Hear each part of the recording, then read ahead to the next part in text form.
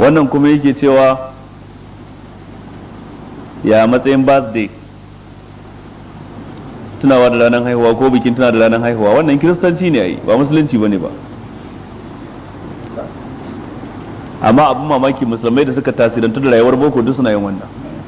Tun yara suna yan kanana za a rinka musu happy birthday, a zuwa kunna musu kendir su kashe, abinda yan coci suke wai kai ka burge kai boko. Shi yasa dole idan mutum bokon sa bai cakuɗa shi da addini ba, kai ko me kake a rayuwa baka cakuɗa shi da addini ba za ka yi kuskure da yawa.